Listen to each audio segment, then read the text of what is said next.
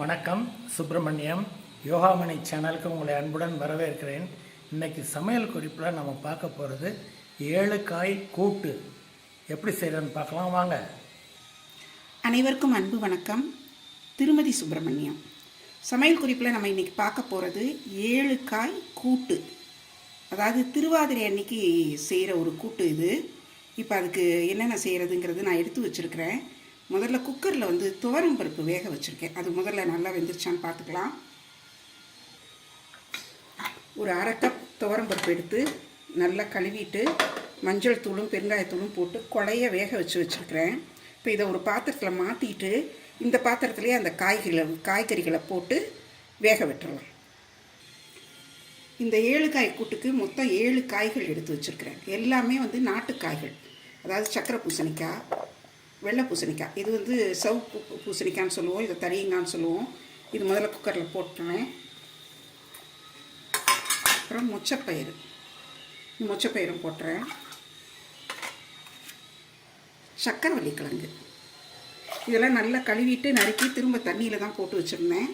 சேப்பங்கிழங்கு எல்லாம் கொஞ்சம் கொஞ்சம் போட்டிருக்கிறேன். கத்திரிக்காய், வாழைக்காய். இது எல்லாமே ஒரு அந்த பருப்பு வெந்த குக்கர்லேயே போட்டு அது மூழ்கிற அளவுக்கு தண்ணி ஊற்றி மூடி வச்சு ஒரே ஒரு விசில் வந்தால் போதும். ரொம்ப குழைய வேணாம். காய்கறிகள் எல்லாத்தையுமே பார்த்திங்கன்னா ரொம்ப பெருசும் இல்லாமல் ரொம்ப சின்னதும் இல்லாமல் சதுரங்களாக நறுக்கி வச்சுருக்கிறேன். இப்போ வேகட்டும். இந்த 7 காய்களையும் இந்த குக்கரில் வச்சு மூடி போட்டு ஒரு விசில் வர விடலாம். நீங்கள் இந்த காய் தவிர்த்து இப்போ இதில் சில காய் இல்லைன்னா நீங்கள் மாங்காய் சேர்க்கலாம், அவரைக்காய் சேர்க்கலாம். நாட்டுக்காய்கள் அதுதான் முக்கியம். இப்போ இது வேகட்டும், ஒரு விசில் வரட்டும். அதுக்கப்புறம் நம்ம மற்ற சேமானங்களை சேர்க்கலாம். இந்த 7 காய் குழம்புக்கு உண்டான ஒரு மசாலாவுக்கு தேவையான பொருட்களை இப்போ வறுக்க ஆரம்பிச்சிடலாம். கொஞ்சம் கடலைப்பருப்பு 1 டீஸ்பூன் எடுத்துருக்கிறேன். அந்த பேனில் கொஞ்சம் எண்ணெய் ஊற்றிருக்கேன். ட்ரையாக ரோஸ்ட் பண்ண போகிறதுல எண்ணெய் ஊற்றிருக்கேன்.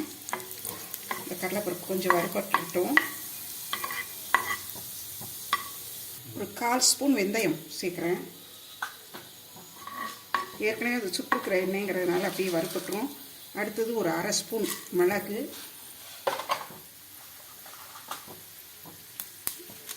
ஒரு 6 மிளகாய் எடுத்துருக்கேன். இந்த காரத்துக்கு தகுந்த மாதிரி.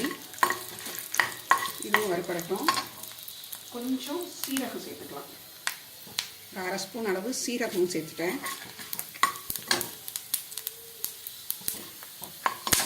கொஞ்சம் தேங்காய், ஒரு நல்ல 1/4 கப் அளவுக்கு தேங்காய் சேர்த்துருக்கேன். இதையும் நல்லா சேர்த்து நல்லா வறுத்துடலாம்.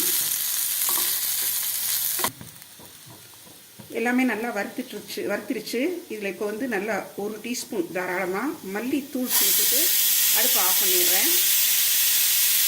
இது நல்லா ஆறிடுச்சு. மிக்சியில் இது எல்லாத்தையும் ஒன்றா போட்டு நல்லா தண்ணி ஊற்றி நல்லா ஒரு பேஸ்ட்டாக நைஸாக அரைச்சிடலாம். குக்கரில் ஒரே ஒரு சவுண்ட் தான் வர வச்சேன். விசில் அடங்கிடுச்சு. இது ப்ரெஷர் ரிலீஸ் ஆகிடுச்சு. பார்க்கலாம். நல்லா வெந்துருச்சு காய். இப்போ இதில் ஒன்றா சேர்க்க போகிறோம். முதல்ல இந்த துவரம் பருப்பை சேர்த்துடலாம்.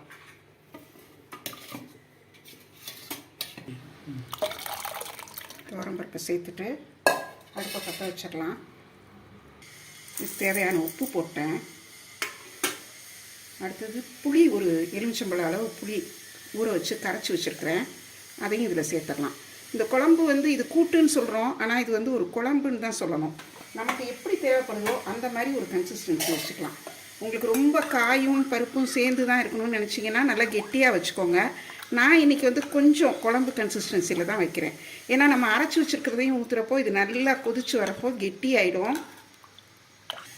இந்த அரைச்சி வச்சுருக்க மசாலாவை நல்லா கரைச்சி விட்டு இதில் நல்லா ஊற்றி கலந்துடலாம். கலந்துட்டு இன்னும் கொஞ்சம் காரத்துக்கு கொஞ்சம் சாம்பார் தூள் சேர்க்கணும். ரொம்ப சேர்க்க வேண்டாம். ஏன்னா ஏற்கனவே கொஞ்சம் மிளகா அரைச்சி போட்டிருக்குறோம். தாளிக்கிறப்பவும் கொஞ்சம் பச்சை மிளகாயும் மிளகா வத்தலும் கிள்ளி தாளிப்போம். அதனால் கொஞ்சமாக சாம்பார் தூள் சேர்க்குறேன். வீட்டில் நீங்கள் சாம்பார் பொடி வச்சுருப்பீங்க இல்லையா, அதே போடலாம். ஒரு 1 டீஸ்பூன் அளவு சேர்த்துருக்குறேன். கொஞ்சம் மஞ்சள் தூள் சேர்த்துட்டு கொஞ்சம் பெருங்காயத்தூளும் சேர்த்துக்கலாம். ஏற்கனவே பருப்பு வேக வைக்கிறப்போ கொஞ்சமாக மஞ்சள் பொடி போட்டிருந்தேன். இப்போ கொஞ்சம் ஒரு 1/4 டீஸ்பூன் மஞ்சள் தூள், அதுவும் கொஞ்சம் பெருங்காயம். இது நல்லா எல்லாம் சேர்ந்து நல்லா கொதிக்கட்டும். கொதிச்சதுக்கப்புறம் நம்ம தாளிக்கலாம். இது நல்லா கொதி வந்துடுச்சு. இப்போ இதை இறக்கி வச்சிடலாம். இது ஆற ஆற கொஞ்சம் நல்லா கெட்டிப்படும். நான் கொஞ்சம் கன்சிஸ்டன்சி வந்து கொஞ்சம் குழம்பு மாதிரி வச்சுருக்கேன். உங்களுக்கு கூட்டு மாதிரி தான் வேணும்னா இன்னும் கொஞ்சம் கெட்டியாக வச்சுக்கலாம். இப்போ இதை இறக்கி வச்சுட்டு தாளிச்சிடலாம். அடுப்பில் ஒரு பேன் வச்சு எண்ணெய் ஊற்றிருக்கிறேன். அதில் 1 ஸ்பூன் கடுகு உளுந்தம் பருப்பு போடுறேன். கடுகு வெடிக்கிறதுக்கும் உளுந்து சவக்கிறதுக்கும் சரியாக இருக்கும். இது நல்லா வெடிக்கட்டும். இதில் ஒரு மிளகாய் வத்தலும் ஒரு பச்சை மிளகாயும் போட்டிருக்கிறேன். அதுவும் சேர்ந்து கொஞ்சம் பொரியட்டும், கொஞ்சம் நல்லா வெடிக்கட்டும். கருவேப்பிலை போட்டுக்கலாம். குழம்புல இதை சேர்த்துடலாம். குழம்புன்னு சொல்கிறதோட கூட்டுன்னு தான் சொல்லலாம். இது பேர் 7 காய் கூட்டு தான். காய் வந்து நீங்கள் வேணும்னா 9, 11 ஒத்தப்படையில் இன்னும் கூட சேர்த்துக்கலாம். மாங்காய் சேர்த்திங்கன்னா புளி சேர்க்குறது கொஞ்சம் குறைச்சிக்கோங்க. நான் இன்றைக்கி மாங்காய் சேர்க்காதனால புளி தான் சேர்த்துருக்கேன். அதே மாதிரி கொஞ்சம் வெல்லம் போடுவாங்க, ஆனால் நான் வெல்லம் சேர்க்கலை. அது காரணம் வந்து பார்த்திங்கன்னா இதில் சக்கரவள்ளி கிழங்கும் இன்னொன்று ஒரு இனிச்ச சக்கரை பூசணிக்காயும் போட்டிருக்கேன் இல்லையா, அதனால் அது போடலை. இப்போ இதை பரிமாறிடலாம். எடுத்து வச்சு பரிமாறிடலாம். கொஞ்சம் கொத்தமல்லி தூவிக்கலாம். சுவையான 7 காய் குழம்பு, 7 காய் கூட்டு தயாராகிடுச்சு. திருவாதிரை அன்னைக்கு செய்கிற ஸ்பெஷல் கூட்டு இது. செய்து பாருங்கள், இது உங்களுக்கு ரொம்ப பிடிக்கும். இந்த குறிப்பு எப்படி இருந்துச்சுங்கிறத உங்களோட ஃபீட்பேக் வந்து கமெண்ட்ஸில் சொல்லுங்கள். இந்த வீடியோவை லைக் பண்ணுங்கள், ஷேர் பண்ணுங்கள்.